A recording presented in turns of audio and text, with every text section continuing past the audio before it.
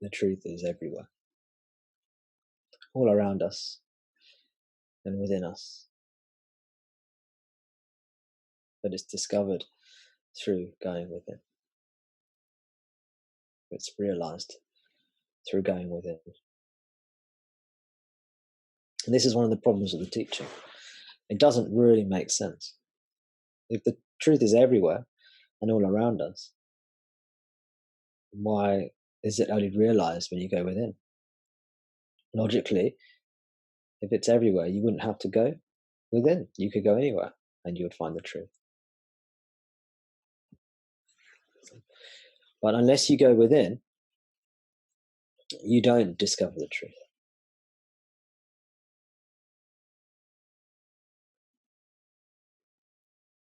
Because if you don't go within, you're still in truth. But truth has something apparently added to it, which we can call ignorance.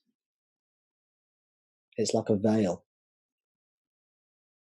that blinds us, that deludes us and distorts our vision. So when you don't go within and you look outside, you look outwards, you look towards objects, towards names and forms, nama rupa.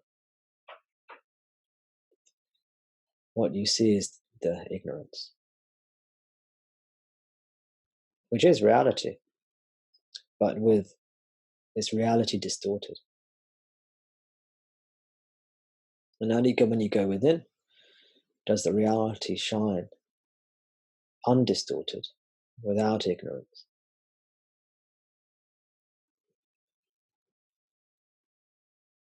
Maybe some of you will have had a taste of this. Maybe just now we had a bit of silence. Maybe just in that short space of silence you could see the ignorance dropping away, the peace, the palpable peace and silence coming in.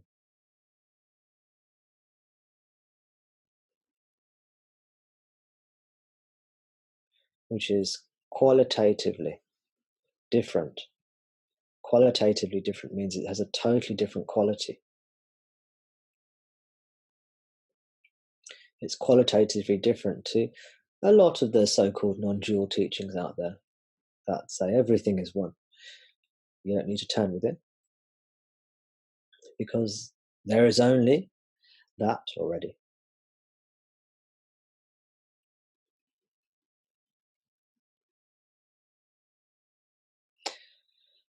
And I'm here to say that if you adopt that attitude, then what happens in most instances is the ignorance remains.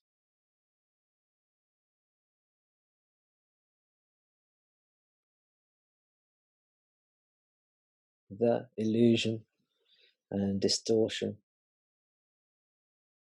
the ignorance, the splinter in your eye, the stone stuck on the end of the wheel remains.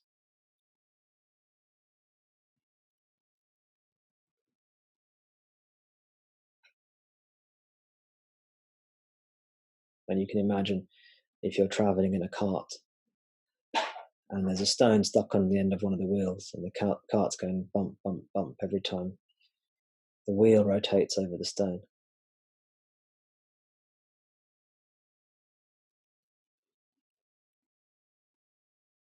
And metaphorically, when we remove ignorance, we remove that stone stuck on the wheel. We remove the splinter from the eye.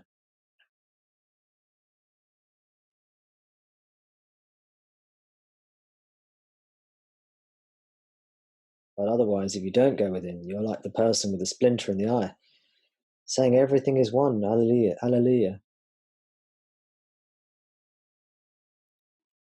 You're like the person in the cart with the stone stuck on the wheel of the cart, bobbing up and down, suffering, saying everything's fine as it is. It's fine as it is.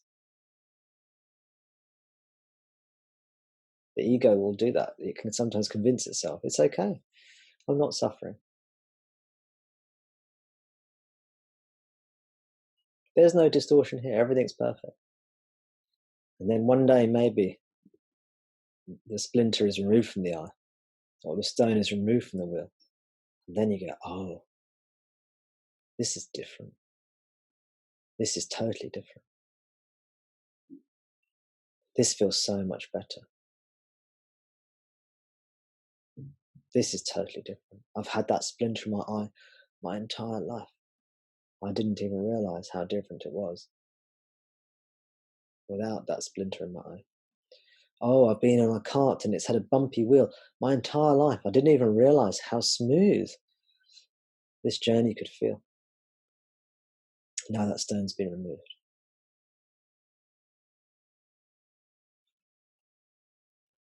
So sometimes, I end up interacting with somebody who says everything is perfect as it is.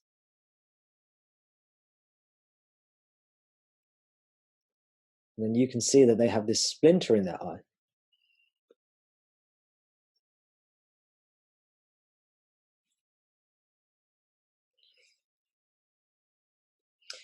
And, I'm not the kind of person that wants to sort of push the point too much. The person says, look, I'm fine as I am. It's okay, fine. What to do?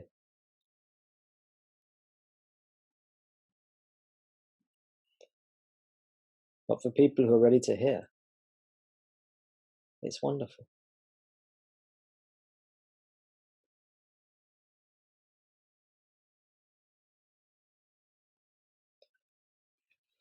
Sometimes when you point out to people, oh, it's, why not try removing the splinter from your eye, metaphorically speaking?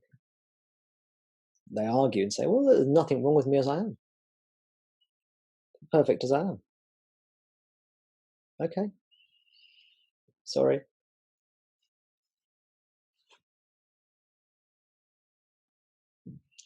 So this is a bit what it's like sometimes.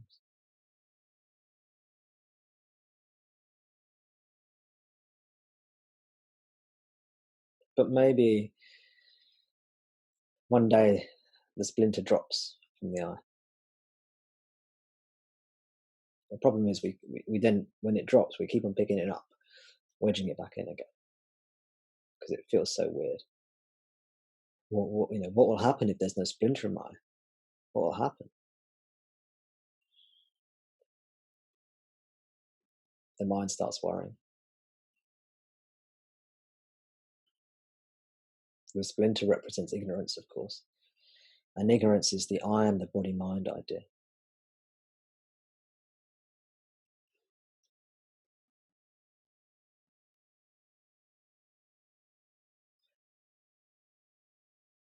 I think Deanna left the call by mistake. Let me just let her back in.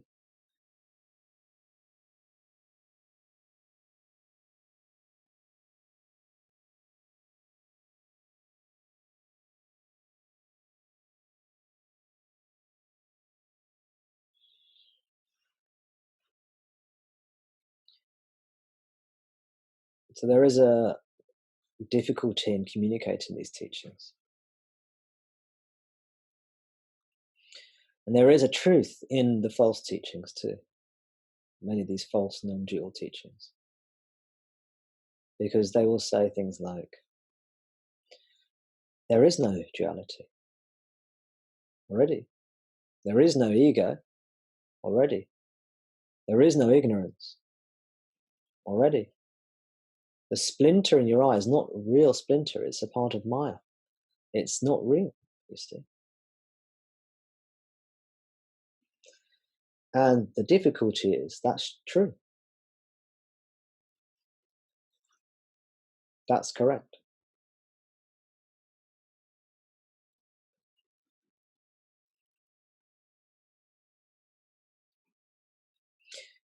And if you realize that, then that's the same as there not being a splinter in your eye anymore. If you realize the splinter in your eye is not real, then that's the removal of ignorance.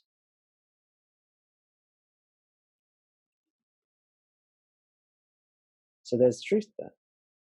The problem is, in most cases, when this is being said, there's still a huge whopping splinter in the eye. The ignorance is there. The attachment to the body-mind is there. So again, you could say, logically or strictly speaking, the teaching, the sort of more radical style non-dual teachings are correct. But in let's say in reality, we're using the word reality in a different way though. In reality, you have to do the practice. You have to turn within, abide as the self. Discover through being what you are. That's the only way to remove the splinter from your eye. When the splinter is removed, then you realize there was never any real splinter. It was just an illusion.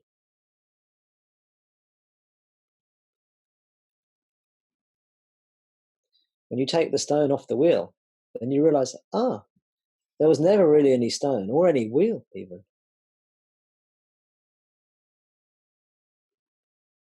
So it's true, there is no ego, there is no ignorance. It's an illusion. It's the ego illusion. It's the illusion of ignorance.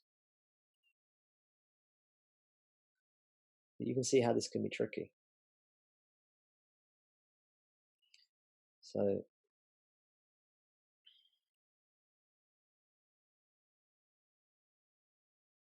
only when you turn within, when you abide as a self. Turn within means turn away from all phenomenal objects, all arising objects, all of nama, rupa, all of name and form. And coming into pure being, devoid of all arising phenomena.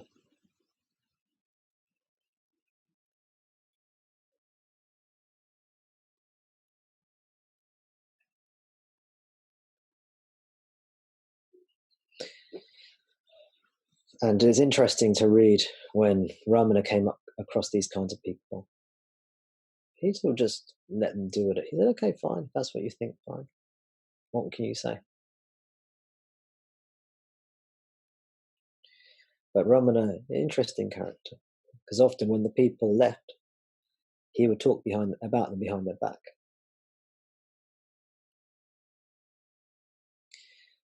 And I don't believe there was any disrespect intended or anything like that.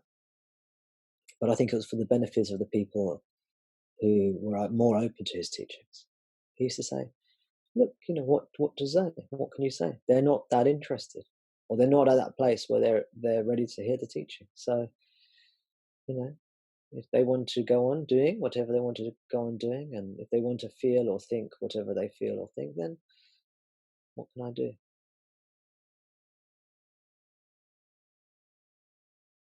But whenever he was asked directly, he always said belligerently so, emphatically so,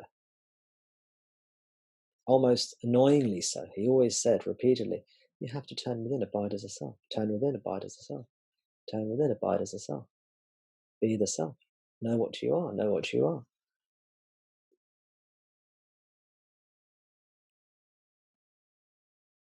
People say, well, who am I then? Tell me. He goes, don't you know what you are? Don't you know what you are? Be that.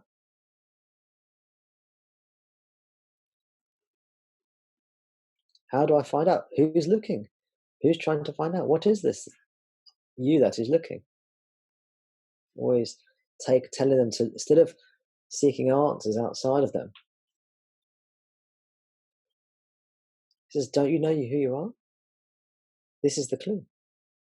Go into that beingness that you are, that pure consciousness that you are.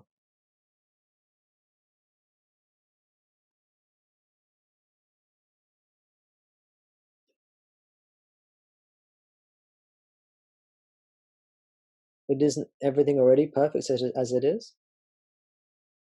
If you really feel that, then there's no ignorance left. If you really feel that, if it's not just a conceptual belief for the ego mind, if it's not just a rational thought, if it's genuinely you see that there's a perfection here in everything, genuinely you see that, not just when you're feeling good, then that is liberation.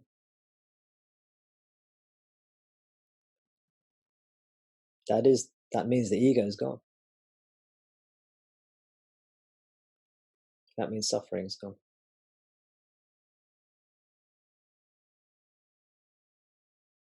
And then you don't need to turn within, because you've done that already somehow, whether you know it or not.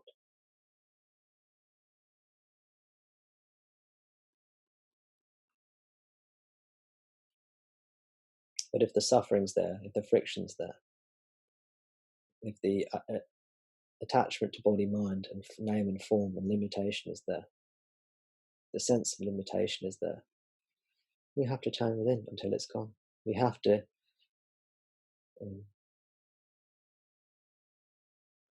let the ego die. Let ourselves as ego die.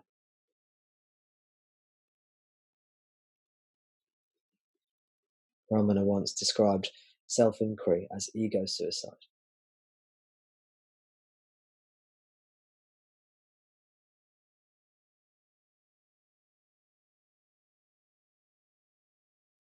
And he says the most you can do is you can kind of lay your head on the chopping block. This talking about the ego's head, not literally.